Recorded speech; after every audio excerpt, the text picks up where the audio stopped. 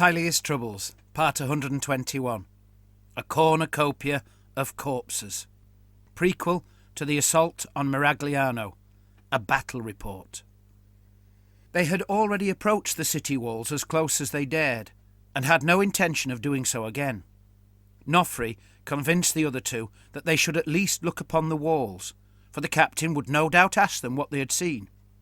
If they had not laid eyes upon them, then they would be forced either to lie or admit their failure. Once they had done so, however, they felt no further need to approach as close elsewhere, for their orders were to scout the sodden land around the city, and did not specify that they should stay close to the walls. Indeed, as they mulled the matter over, they were able to justify their caution further.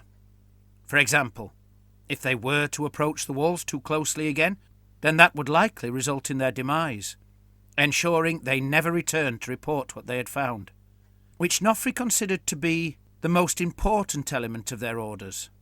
And, added Benedetto with a wry smile, their animated corpses would only swell the enemy's ranks, thus greatly annoying their captain. They were one of several parties of Portomaggioran handgunners sent out from the Alliance army by the Captain-General, Lord Alessio, to ascertain what exactly might be the best approach to the city. As foul floodwaters had spilled out from the blighted marshes to surround the city, just drawing close was not going to be easy for the army, never mind the active assault. Miragliano was moated, a moat which had swelled as the water level rose, to become, on the face of it, 3 times as wide. Of course, it ran deep only along its original course, while the newly extended reaches were much shallower. Nevertheless, it now presented a much greater challenge for the army, not just because of the difficulty of moving through the sinking muds and tangled weeds, but because of the horrors that dwelt, or should that be unlived, within.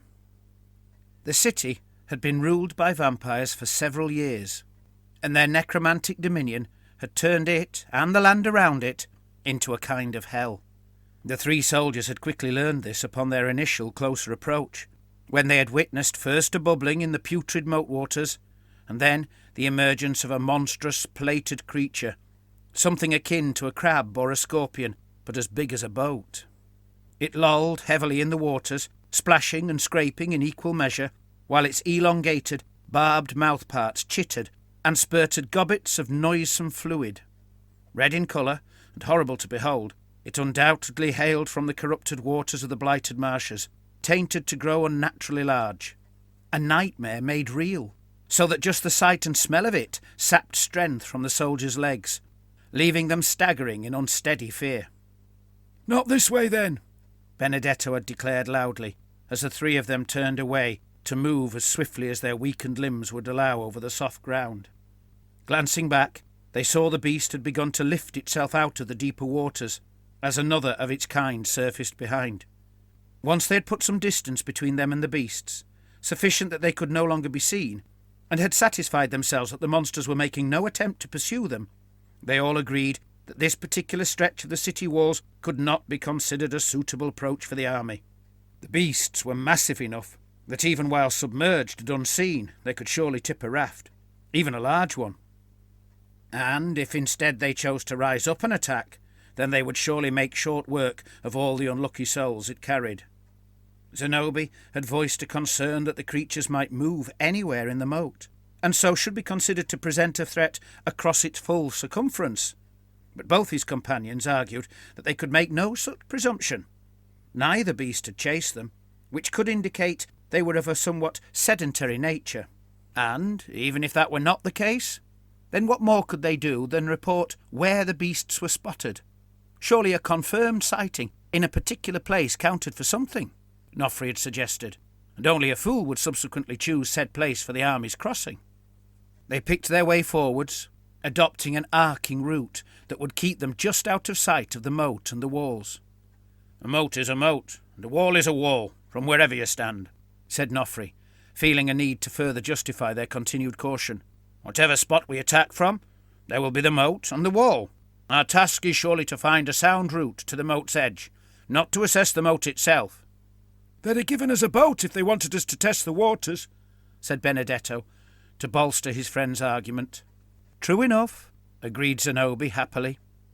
The three of them carried matchlock handguns, with all the necessary accoutrements, although only Zenobia and Nofri had a bandolier, each holding 8 wooden bottles containing the necessary measure of powder for a single shot. Benedetto preferred to pour directly from his powder horn into the muzzle, judging for himself the necessary amount, and believed he had the knack of getting it just right. Nofri was now glad of Benedetto's decision, for even without a breastplate, the wooden bottle's clattering was worryingly loud, especially when creeping around such a dangerous place as this. With a breastplate, the clickety-clack of the bottles against the steel would have seemed deafening. It was that clattering, however loud, and the need to keep a match lit at all times, that meant handgunners on the move were never likely to gain surprise. Nofri had consoled himself with the thought that many of the undead may well be deaf, and a lit match was not such an advertisement in daylight as it was in the dark, but he had not fully defeated his fears concerning the matter. The occasional grey rock protruded from the ground, both large and small, although the pot-marked nature of the stone in these northern parts made them appear as if they too had begun to rot. Other than the rocks, which were occasionally sharp and so not the most reliable stepping stones, the ground was boggy at best and treacherously mud-sucking at worst. There was still some life in the land, limp greenery in the form of weeds and marsh plants, but despite the summer season, every tree was leafless. Perhaps the miasma fermented from the foul marsh waters had poisoned them. It had certainly begun to work its harm on the army, forcing it to remove to a considerable distance from the city for the sake of its health, which in turn necessitated the discovery of a suitable route by which to approach the city whilst maintaining a good fighting order. Nofri took the lead, by a few steps, as he often did, his piece at the ready, match affixed. At regular intervals he would shift the hempen cord, so that the end did not burn down to the serpentine's metal jaws, either to extinguish itself or burn through, and thus cause the match to fall out. Like the others, he knew that while carrying his piece in such a way meant he could heft and shoot almost immediately, should it prove necessary, needing only to open the pan as he did so, it did mean there was a constant risk of a spark landing on the pan, where, despite the closed lid, all it would take was a few stray powder corns to cause a premature firing.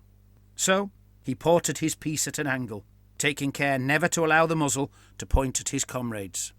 For some time, Nofri's only utterances were in the form of, "Have a care," or "Watch your step here." As they settled into a steady pace, however, and the fear of monstrous pursuit subsided, he became more conversational.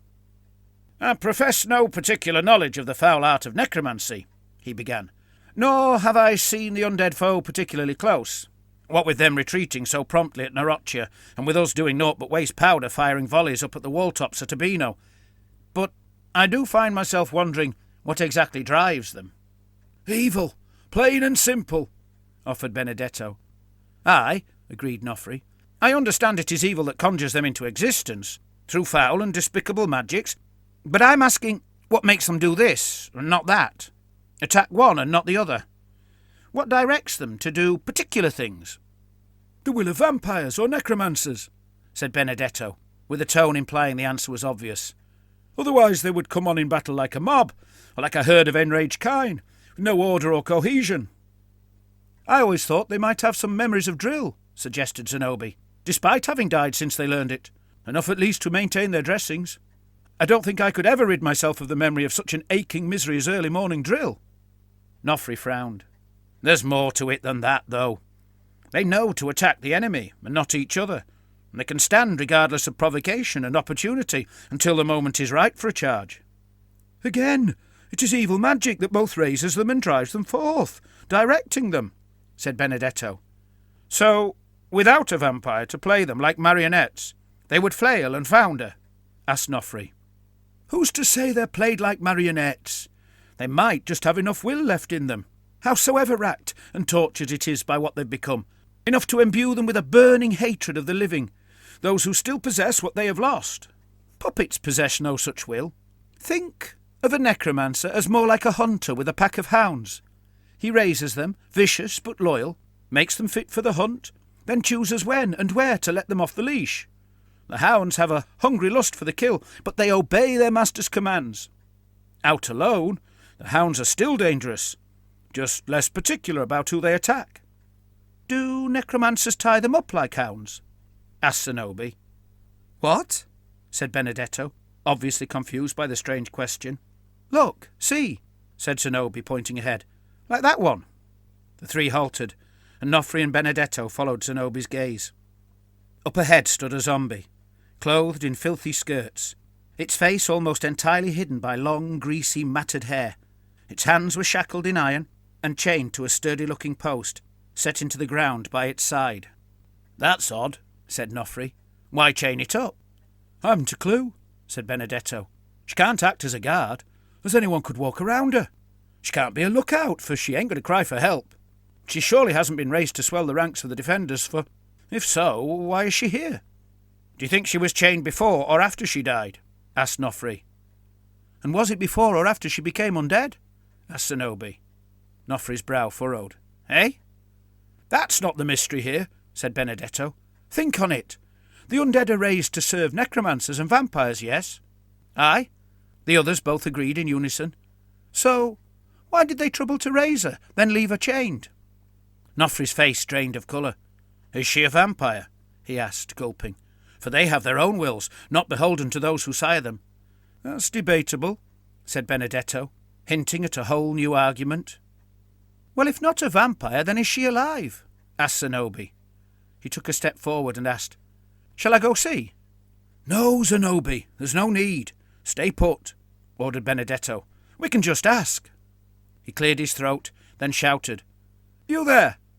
Are you hurt?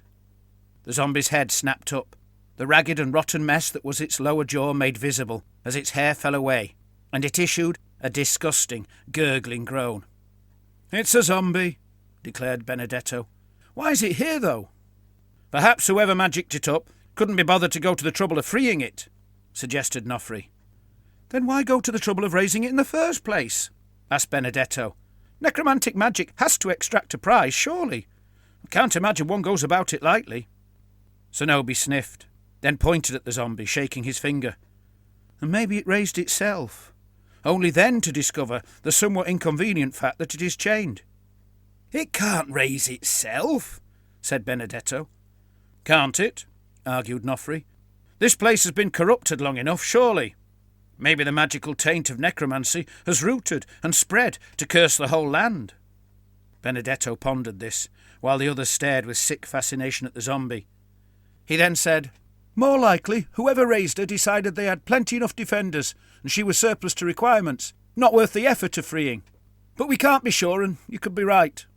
Whatever the truth, we must tell the captain that here in the marsh, the undead require no necromancers to sustain them, nor to command them, nor perhaps even to conjure them up in the first place. In a realm as old as Miragliano, that could mean one hell of a lot of walking corpses. Worst of all, it could be that Miragliano is so replete with defenders that they've no need of more. Should we shoot it? Asked Zenobia. No, said Benedetto. It'd be a waste of powder. She's not going anywhere, and I don't want the shot to alert every foul creature around to our presence. Best be away then, suggested Nofri. They now began to veer away from the city, intending to navigate an arc which would cover a rockier stretch of ground to the southwest and bring them back to the army's current camp. To reach the rocks, they would pass some stone ruins, once a farmstead, which they had been ordered to scout due to a report of suspected activity there in the night. The three of them now moved even more carefully, picking their way slowly around the boggy pools and stopping frequently to look around, hoping to espy any enemies long before they drew close.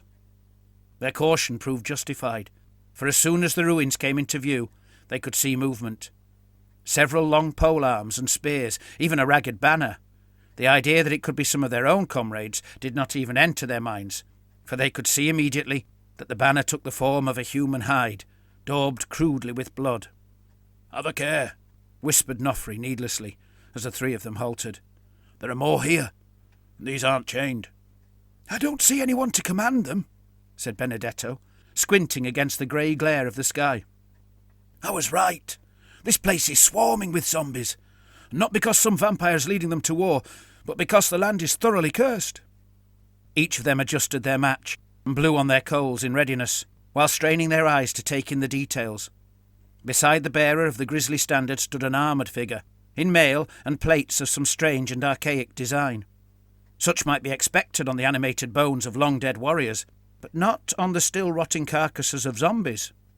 Nofri wondered if the bog waters had preserved the corpse's flesh over the centuries. The closest zombie seemed to be looking at them with malicious intent. But what else would such a creature feel? It clutched a long staff upon which 2 blades had been clumsily tied, as if to make kitchen tools and a staff into a polearm. Perhaps some ancient dweller of these parts had been forced in desperate circumstances to fabricate the makeshift weapon when faced with wicked foes, only now to become that which he had once fought. No wonder he looked so annoyed, thought Nofri. The clutch of zombies to the left also carried odd-looking weapons, of equally long proportions. Nofri suspected they had all died together in the same incident, during which encounter they had presumed, for whatever reason, that they would be best armed with very long weapons. Perhaps they'd been trying to keep zombies at bay, or even attempting to round them up. Whatever they had intended, they had presumably failed, and died clutching their unusual weapons. Now, in undeath, they had found those weapons quite literally to hand. "Right," Benedetto said. "We've seen the ruins. We know what's here. There's no need to get any closer. I say we skirt around the rocks rather than head straight for them. I don't fancy finding out if those blades have kept their edge." The other 2 said nothing, instead just loping off after him as he altered course. They moved less cautiously now, splashing through the muddy waters, stumbling occasionally. They removed their matches from the serpentines to clutch in their left hands, so as not to cause an accidental firing. Even just the noise such a shot would make worried them, never mind the damage they might do to each other, for, like Benedetto had said, they didn't want to advertise their presence to all and sundry within a mile. They could see the southern spur of the rocks they had intended to pass through, and made for that. Suddenly, Benedetto, who had taken the lead momentarily, halted, raised his hand and shouted, "No!"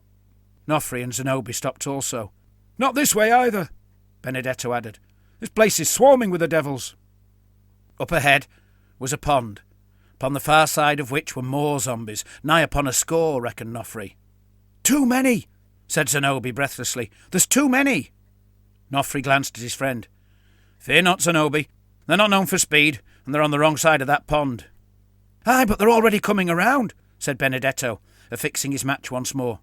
The zombies were dividing, some to go one way, the rest to go the other. Nofri could see that the enemy's passage was somewhat obstructed by thorny scrub bushes, and that they would have to cross a rocky stream before they reached this spot.